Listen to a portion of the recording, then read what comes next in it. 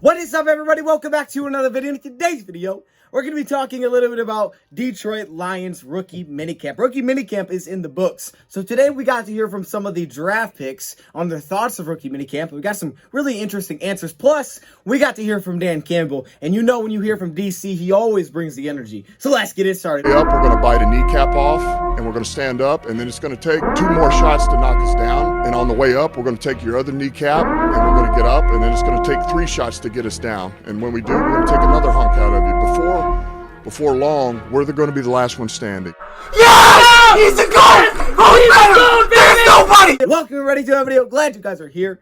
Yeah, we're back to talk a little bit more about rookie minicamp in today's video. Yesterday, we went through the players that were going to be involved in rookie minicamp, and now with Sunday, rookie minicamp is over. I know it was short. It was only 3 days long. It was mainly just a walkthrough, but it was kind of like the beginning of off-season. It was kind of like the beginning of off-season training when you have all these workout dates and you get into training camp, and then boom, before you know it, you're into the season. So this was like the beginning of all of it. Now, there were 32 players involved in rookie minicamp. If you want a full list of who was involved in rookie minicamp, you can go check out yesterday's video as we go through that. But today I want to talk a little bit more about what the players said about rookie minicamp, some of their impressions on Dan Campbell, plus some of the answers Dan Campbell gave us this morning, which I think you guys are going to want to hear. So let's start off with Dan Campbell first, and then we'll get into what some of these draft picks said. Now, of course, we didn't get to hear from Penei Sewell because of, him being testing positive for COVID. So again, hopefully he can get healthy. We're wishing you, a speedy recovery. But let's start with Dan Campbell a little bit, okay? Dan Campbell said that this was just really a great opportunity for them to get their eyes on some of these players. They really just need to get their eyes on them.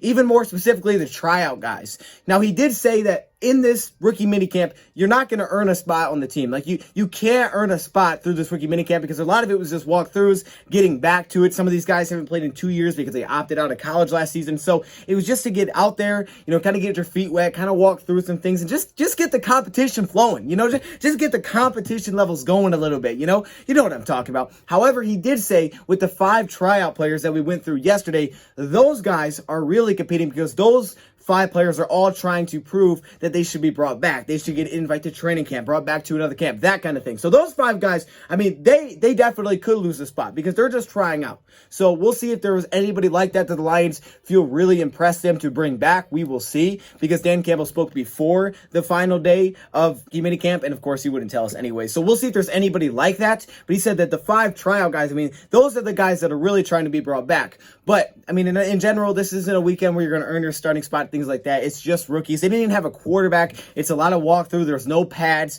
It was just kind of get your feet wet, getting back at it.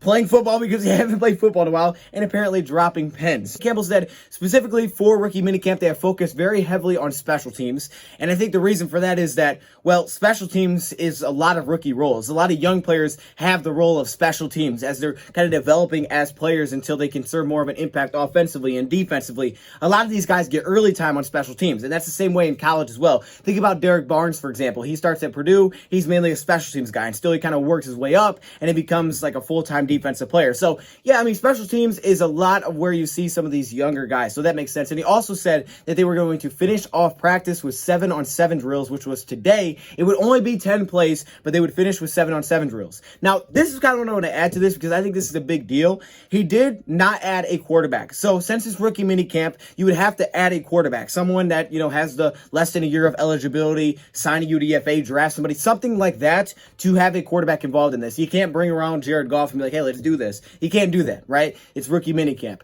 And he didn't bring any quarterbacks in. Now, people asked him if that, limited them to what they could do, and he said, no, it didn't, because they had coaches that basically played the quarterback position. Apparently, the coach played pretty darn well. But what I think is the most important part about this response is that Dan Campbell said he feels very confident with the 3 quarterbacks that he does have. Think about that. They didn't go sign a UDFA. They didn't draft anybody. That bodes really well for David Blau, the 3rd string, right, who's competing for a spot, for Tim Boyle. Bodes really well for those guys and the kind of confidence they're showing to not even bring in a quarterback for rookie minicamp. So I thought that was just a big deal for those 3 guys. I was very impressed with Tim Boyle when I went back and watched some of his preseason film. David Blau hasn't played in a while, but he stepped in when Matthew Stafford's dealing with that injury. We were so close to winning with Blau. It would have been nice. And of course, Jared Goff, they feel confident about Jared Goff. So I thought that was pretty cool. But he said, even more than the players, this was also for the staff. The staff was super giddy about this, to just get out there, to work, to get in the grass. And the thing is, when you think about all the coaching staff that Dan Campbell brought in this offseason, they're basically all former players. And that's very beneficial when you're talking about using these coaches to get involved in drills, to throw passes, to work with you. You know, they were talking to Levi, and Onwuzurike was like, hey, you know, we're going against coaches. You know, those are the guys we're going against. We're not really putting our hands on them and pushing them back, but that's who we're going against, you know, for these drills. And that's kind of the benefit, I think, of having a lot of, just one of the benefits of having a lot of these former players as coaches, is that, you know, they're very competitive. They're very feisty. They want to get after it, you know, just like the players do. And it motivates players like crazy, but it also means that they're going to get involved in these workouts and drills. They're going to be very hands-on with everything. Hamper anything when you have the players basically are the coaches. I feel like that usually goes really well. They're all adults, they're actually coaches. Now, you know, it's not just like older by a couple years, but you guys know what I mean, right? When you have players basically being the coaches, a lot of time that can really drive the competitive juices because the coaches start to get competitive with each other. I think Dan Campbell touches on that here when Dan Campbell brings up the fact that Aaron Glenn, Anthony Lynn, you know, Ari Pleasant, these guys are competitive and they're going to go at each other. And when they do that, when we see that in training camp,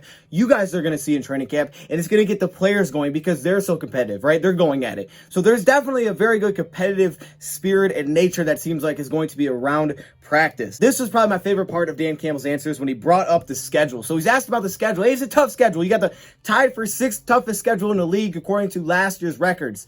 And, you know, he started off by answering it saying that, hey, you know, a lot of these teams, you know a couple teams that should be good, but a lot of these you don't really know. I mean, injuries, you don't know. Some teams can surprise you. Hopefully that's the Lions. Hopefully they surprise some people. But it's like that, like you don't really know. And he said, we know we were with the Saints. We were playing a lot of these tough teams, right? Because we were always finishing near the top of the division. So you're playing a lot of these tough teams. You're not the Packers, the 49ers, things like that. So you're playing a lot of these tough teams. But I love his answer about the schedule. He said this: it's pretty freaking exciting. You can weather the storm early. You know, we're going to feel good. I mean, he touched on the fact that San Francisco was not going to be a breeze. I mean, going to play Baltimore is going to be tough. Then you have a primetime game in your week number 2 at Green Bay. Like, even if, you know, Rodgers is there, it's still going to be a tough start for the Detroit Lions' schedule. Like, you can see the toughness of the beginning schedule, but he says it's pretty freaking awesome. He said, if we can weather the storm, I mean, we're going to come out of that feeling really good.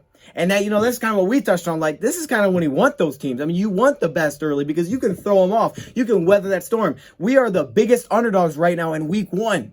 I mean, that's the kind of win that just like, whoa, hold up. It just turns the tables just like that. And now confidence is flowing from week 1. And he brought up the fact that they play home the first week of the season. That's pretty freaking kick butt. You know, I won't say what he said, but that's what he said. He said it's kick butt, and we're going to give them heck. You know, we're going to go on the field, and, you know, we're just going to give them heck. It's going to be loud in there. It's going to be thumping. It's the Chargers. We won that game, by the way. That was hype. I mean, it really was. It was like 13-10, low scoring, but it's hype in there. And you got the new head coach come in. You got all the excitement. You got all the optimism in the world. You're playing at home.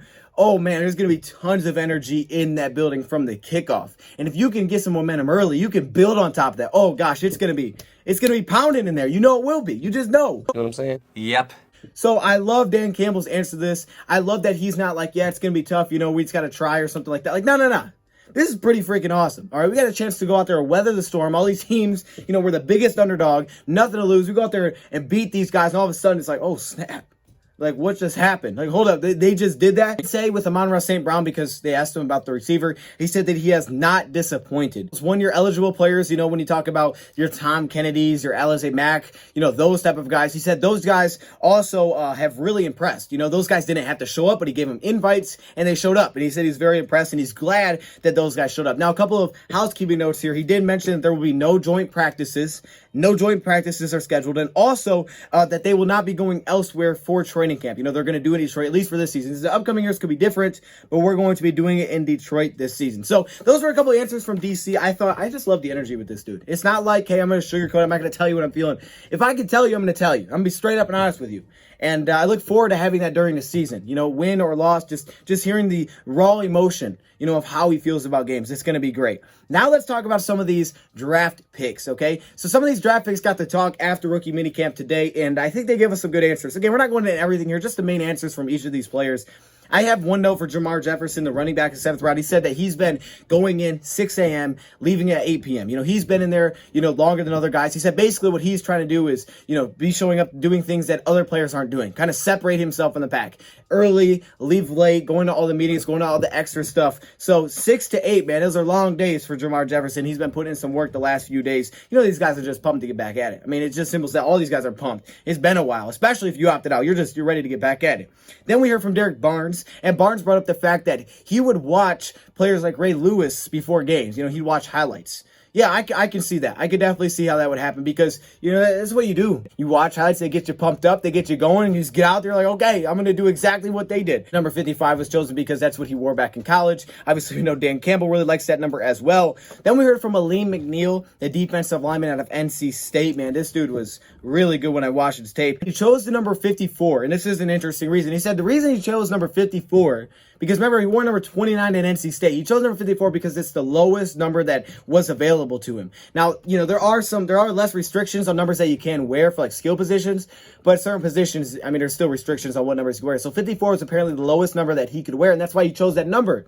He said he likes the low numbers because it makes him feel like a skill position. I thought that was a really cool answer. I don't think I've heard someone say that before. Like, just straight up, hey, I feel like a skill position where I'm wearing a low number. That's why I'm wearing that. He said if I could take Melly's number, wearing number 26 or number 2, I would do that. But I can't, so I picked the lowest number that I could. Played a game at the end of practice, which I think he called mat ball tennis. I'm not 100% sure what he called it. Try to find it online. I think it's something that's, they just kind of like made up, like a little game they made up. It's called mat ball tennis. I guess, I think Dave Burkett was explaining it as the big guys were basically tossing a heavy ball around. I don't know, okay? Maybe I should pause on that. I'm not sure what was going on, all right? But it was basically a game for competition. Aleem McNeil said it's a lot for explosion, but it's just competing. It's competing because you don't have pads. You're not going at it. You're not being physical with each other, but you're still competing. And they love that. They love the competition. I think those are great things to throw into practice, when you had like those little games, because, they may not be like, okay, we're going to go play 11 on 11, like football versus each other, but it's kind of the same thing. Like, it's just the way they compete and go at it and just kind of get that same, rush, the adrenaline, while at the same time not being able to, put the pads on yet. So I think the competition is great. Levi had a really good insight on this, saying that it was just simply a fun practice. He said it's just fun. Okay, those are 2 quotes. It was a fun practice. It's fun practice, with the Detroit Lions, which is definitely really nice thing to hear.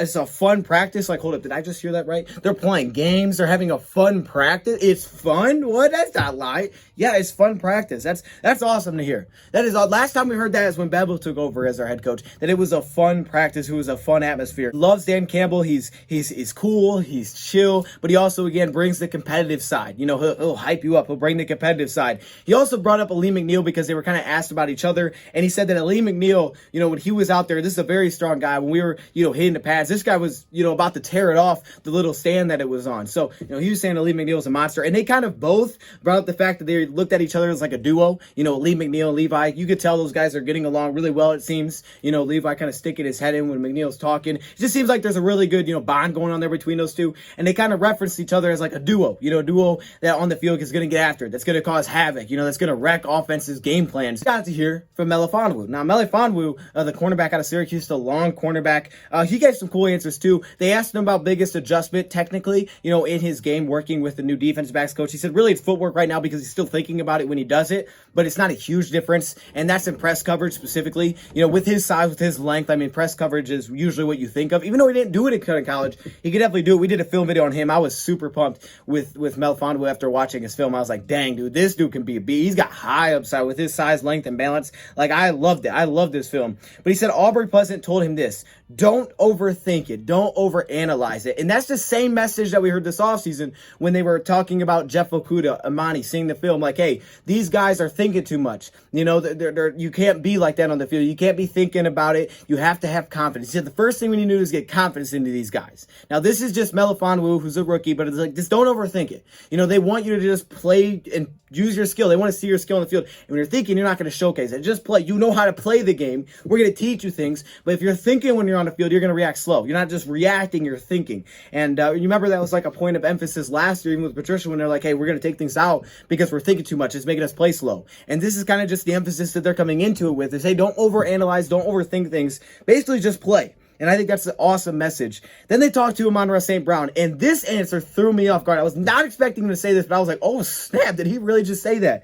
It was like his introduction. He's like, yeah, I'm excited to be here, and I'm ready to take someone's job. And it was just straight face, simple as that. I'm ready to take someone's job. And I was like, what? Did he really just say that? I was not expecting that answer. I loved it. Just wasn't expecting him. His brother's also in the league. He's for the Packers, but it was as simple as that. And he said, that's kind of the mindset that he's had growing up. And I was just like, dang, just straight up like that. Like, I'm just ready here to take someone's job. Like, he had extreme confidence. And you could just tell by just the way he was kind of, giving off the mannerisms. I mean, he was just like, hey, I'm ready to do this thing. He was super confident. You could tell like he had like the poker face going on. Melifonwu brought him up a little bit, said that there's definitely some shiftiness in his game. He's got good hands, even though he wasn't targeted when they were going against each other in the 7-on-7s, which I said was only 10 plays long. But Amon-Ra St. Brown did bring up Melifonwu and said that when he got there, he was big. Like, Melifonwu was a big, long guy. He's like, I didn't even know what position he was. Then he lined up at corner. I was like, dang, this is a big guy. And he thinks that kind of size gives you distinct advantage over some of those smaller defensive backs. So, yeah, I mean, he definitely stood out to St. Brown as he didn't even know what position he was when he first got there,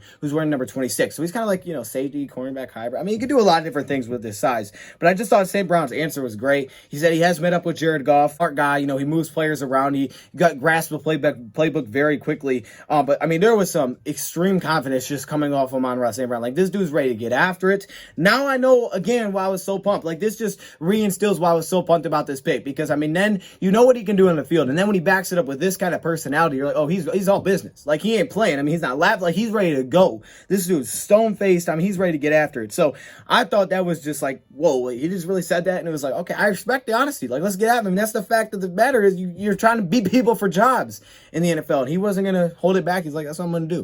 So those are some of the answers we got from some of these draft picks and also from DC today after Rookie Minicamp. Rookie Minicamp is in the books, but it's just kind of like the beginning of the offseason workouts, and it just feels good. It's like, here we go, man. 2021, let's go. Like, we're underway. Let's get this thing started. So let me know your thoughts, comments below. What did you guys think? If you guys watched any of these pressers, I know they cut the Dan Campbell one off early. I was kind of like, oh, well, that's sad. Anyways, thank you for watching, and I'm out.